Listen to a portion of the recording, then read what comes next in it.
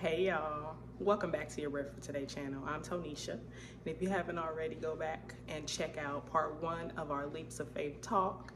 Be sure to like, share, and subscribe to the channel. And for part 2, we're going to be talking about what it means to live that faith out in real time. Let's get into it. Things just happen for me. That is so And liberating. but I don't always live into that, obviously. I mean, I deal with my own sets of fears and doubts that I have to overcome, my anxiety. But it wouldn't be fair for me. It wouldn't be fair to God for me to say, I'm so good I can do a thing, or Wow. you know, like, it's just like, you have to make this happen because you said you would, essentially. And so if you want me to continue to believe and you continue to trust, then you need to do it, brother. I am not there yet. Interesting. I think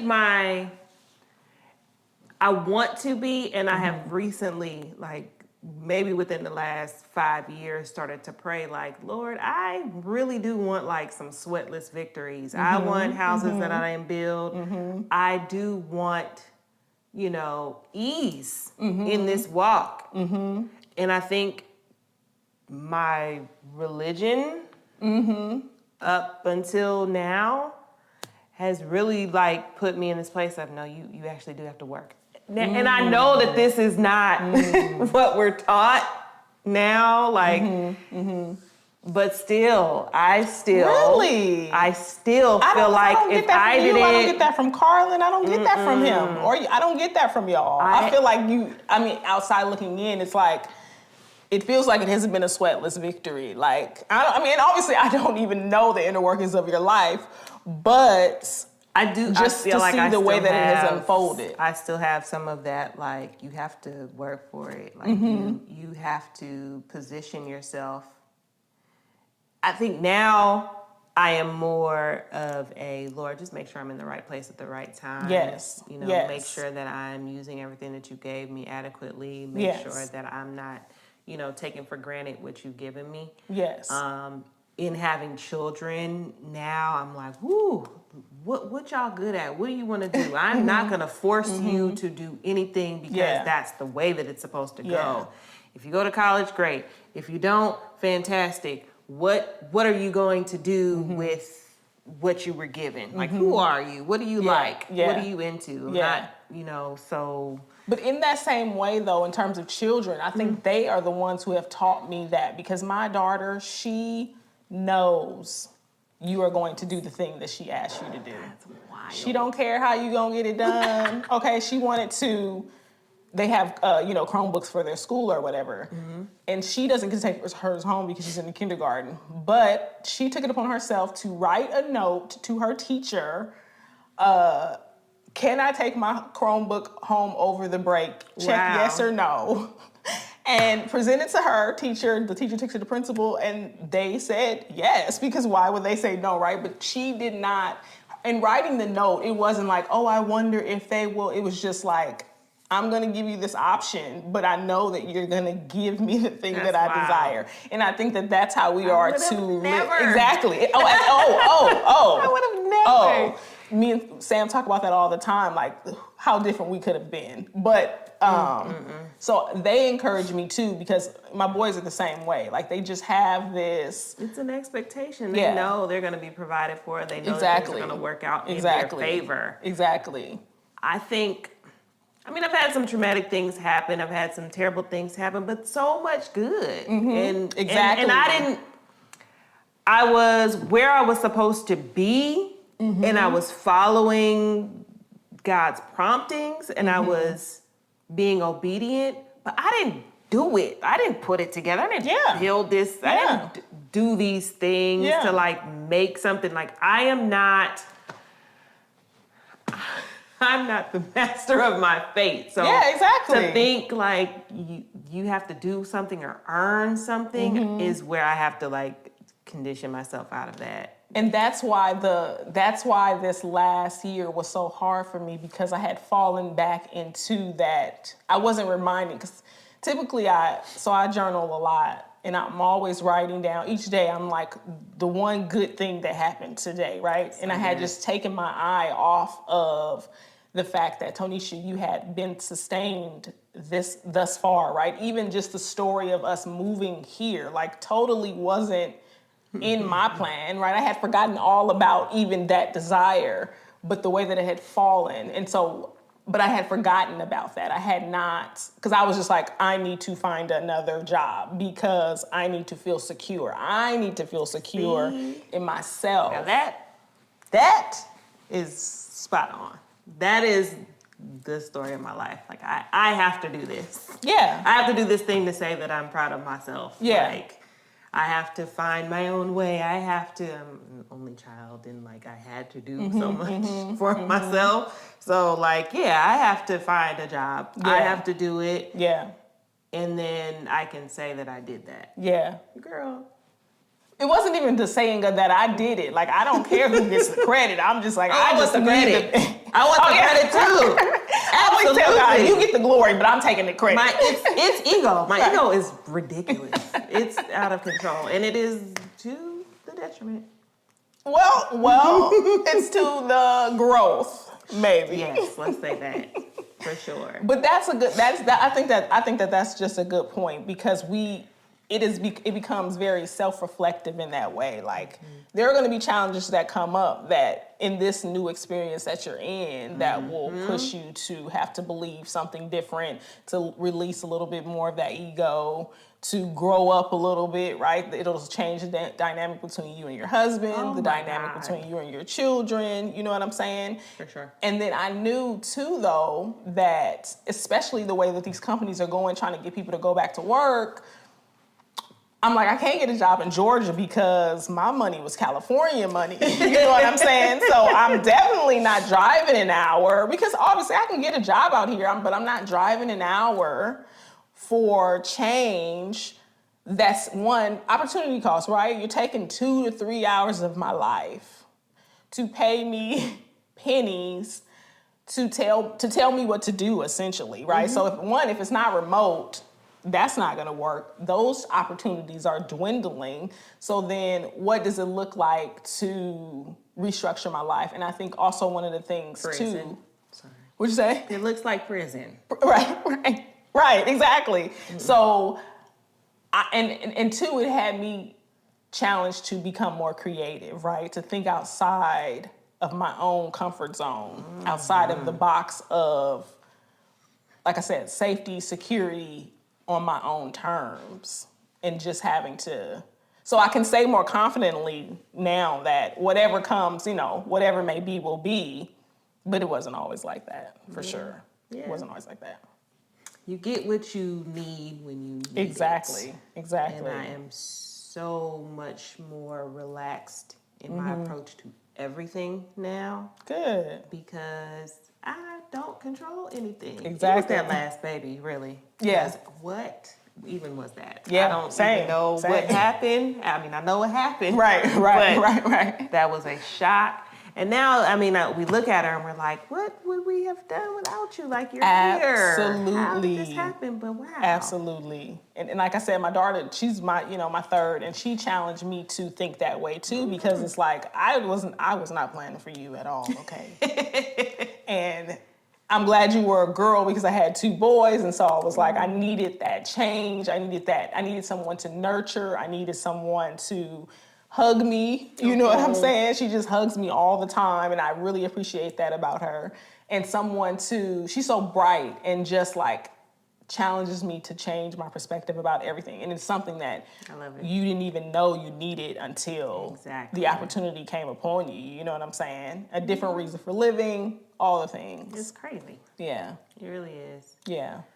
The time now to kind of sit and reflect, being able to have some quiet now, I relish in that. I really believe that we miss out on creating and doing what we're really purposed to do if we are so caught up in the rat race. Yes.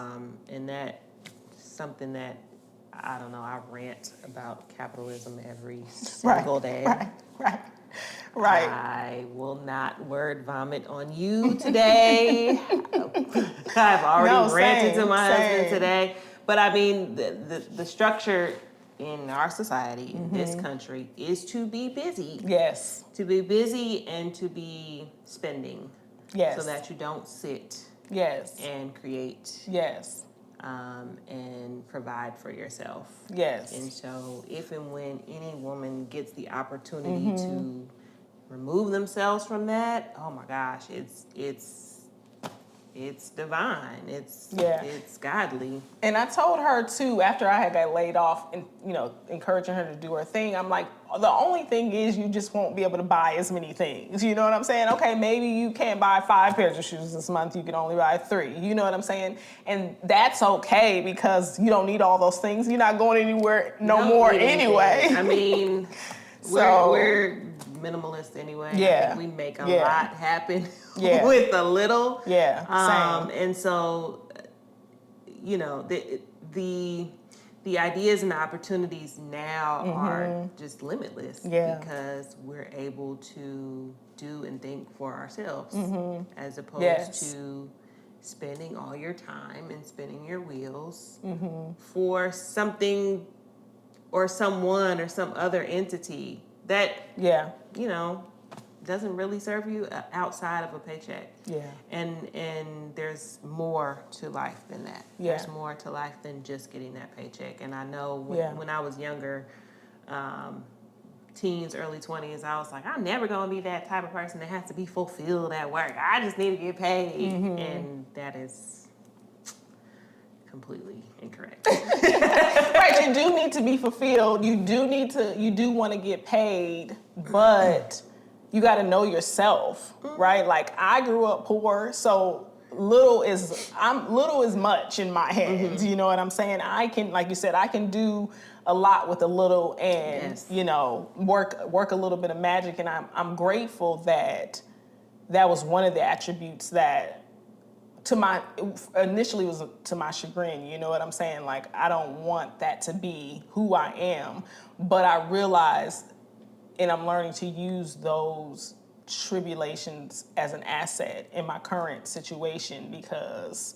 All of it's useful. Yeah, it all works together. It all works together. Go check out that video as well. Yes. How does that make you feel? And then like, what are some of your plans moving forward? I'm comforted in that I did do something that I said I was going to do. And it's not the ego side of me where like I made a plan and I executed it and I did it. Because a lot of times like I would get trapped into doing something just because I said that I wanted to do it or just because it was the plan and it wasn't even really the right thing to do. I am finding a lot of joy and peace in that I did something because it was the right thing to do and it was the thing that God led me to do.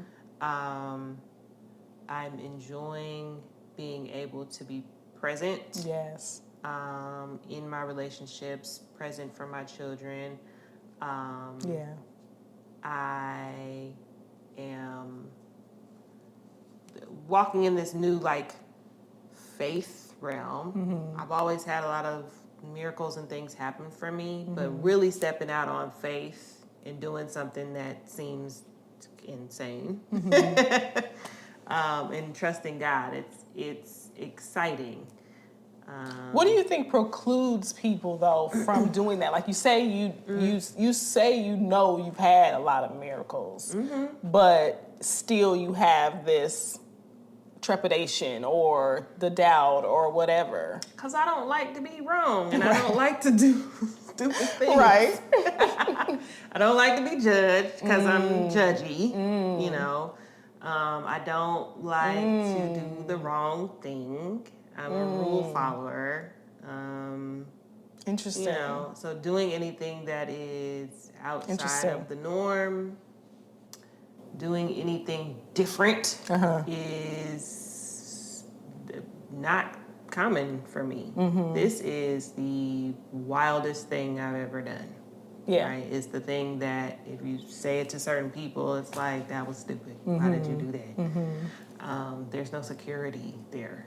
Yeah. You walked away from a good job that you were at for 15 years. Yeah. And you did Well, it. thousands of people are now being laid off. You know what I mean? Like, why did you do that? I did it because that's what I wanted to do. Yeah. That's what I needed to do. Yeah. And I'm better for it. And I am the happiest I've been. Yeah. That counts for something. So I think people don't do that or frown upon it because it's hard if you're unsure. Yeah. And fear and doubt are strongholds. Yes. Yes, indeed. They are indeed. They are strong. So yeah. So what's some of the ways that you are able to push through that? Like somebody's asking you, okay, I think I'm ready to take the leap. Mm-hmm. What are some of the ways that you push through that fear, you push through that doubt, even if you don't have a husband with a business who can, make up some of the cushion or whatever? There's no way that he's not part of the equation. Mm-hmm. Like I don't get to just be dissatisfied at work and then be like, well, I'm about to quit and I'm gonna trust God. That's foolish. Now I'm not. I did some crazy things, but I'm not dumb. Like, I don't think it's just about quitting a job. It's anything. Right. It's anything that's put on your heart that you know is God based on however he speaks to you, right? So for me, I know when God starts to align things and things just make sense and I don't even have to push, I know that is God. A lot of times people are like, well, I know it's God because the devil is fighting me so hard. I'm like, well, that ain't been my experience. When stuff gets weird and crazy and too difficult, then I stop, take my hands off. Like, all right, well, what's the resistance here? So in whatever way that God speaks to you, when you know that it is him, moving into that is a lot easier because you don't have to be responsible for anything that may go wrong. Yes, exactly. If God tells you to start something, he's the one that's going to be the provision for that. You don't have to, worry about the next step. Nothing that has ever happened for me has been based on me doing it. Yeah. Like Abraham didn't know where he was getting ready to go. Yeah. People don't know what the next turn is. Yeah.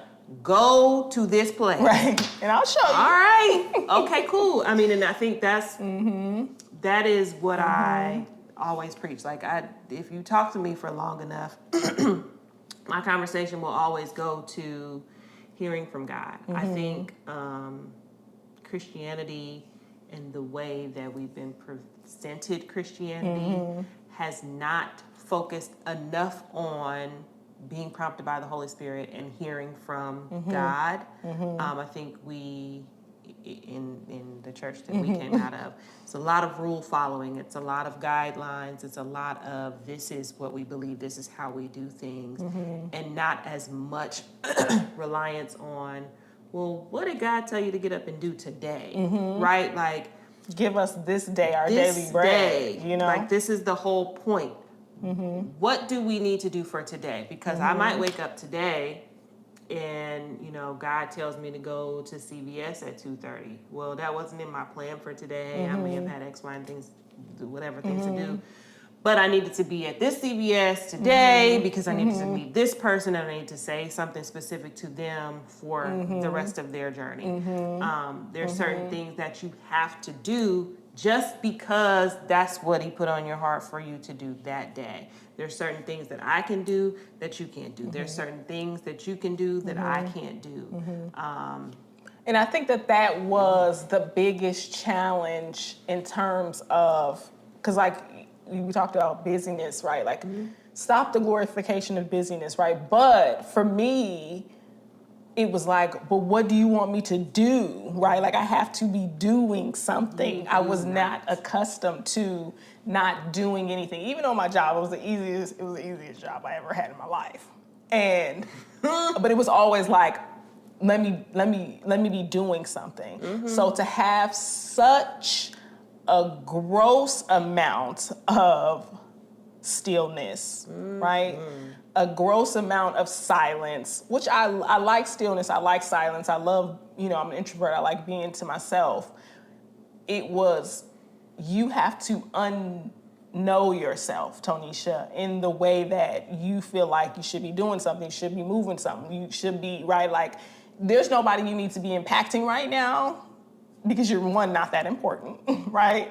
And two, because I have a work that I want to do, and you in this place of tension with yourself that you don't want to face, right? Because I said in the video, I've done all the work that I need to do. I had thought that, right?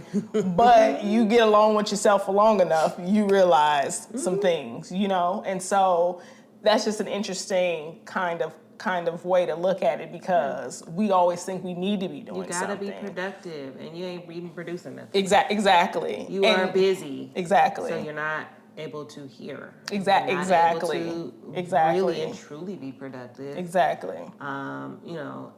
And you'll be challenged at the point of your whatever, right? Whether it's your faith, whether it's your, because I preach, right? One day at a time. So if that's all, but also I knew that with the notion that I'm gonna get that check on the 15th, right? But what does it look like literally for God to be your provision every single day, but only one day at a time? Like, we don't know.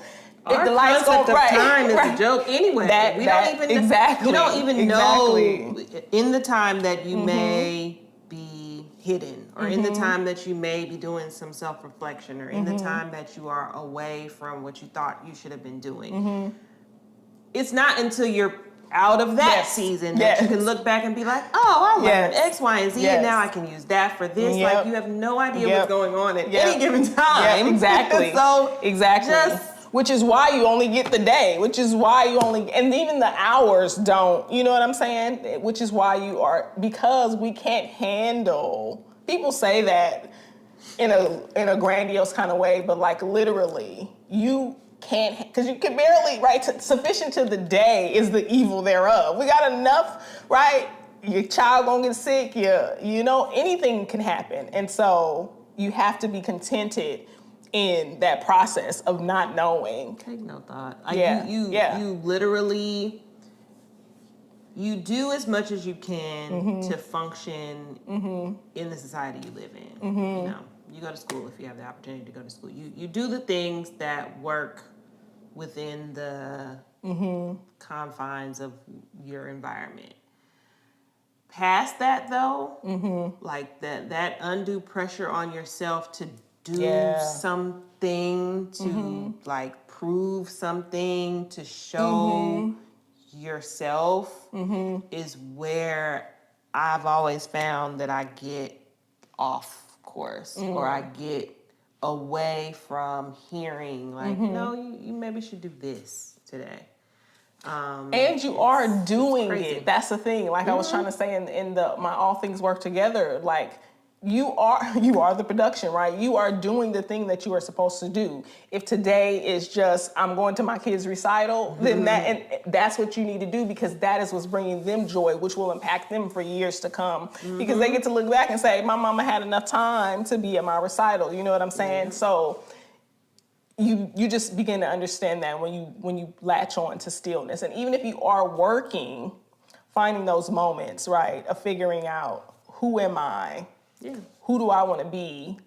Even, right, because we do live in a capitalist society. It's not like you can just, right, you don't need, and even when I'm frustrated with God and I'm like, but God, I'd be like, we live in a capitalist society. You put me in America. And it's always like, but have you not eaten today? But did you? Right. Did you die? No? Okay. Do your children have everything they need? I can always go back to that. Do your children have everything that they need? Yes, because I'm a grown adult, whatever. I make my own decisions. But if they are being provided for, and I can then point them to God and say, not mommy. This is where it's coming from. Because I'm going to tell you what. Right. I don't die. At all. That's good stuff. I don't know. Right. Exactly. We do our best. Yeah, exactly. We pray for wisdom. You know, we pray to make the right decision. Yeah. And then we have to be able to hear the response. Yeah. We have to be able to know what he's telling us to do. Yeah. That's my prayer. Let me do your will. Yeah, exactly. That will be done always. It's going to be done anyway. But you want to be on the right side of it. Exactly. What's going to happen is going to happen. Absolutely. Right? Absolutely. Do I take the path of least resistance and like go about it the way that God would love for me to? Or do I like scrub my knees and roll down the hill to the same place? Yeah, like, exactly.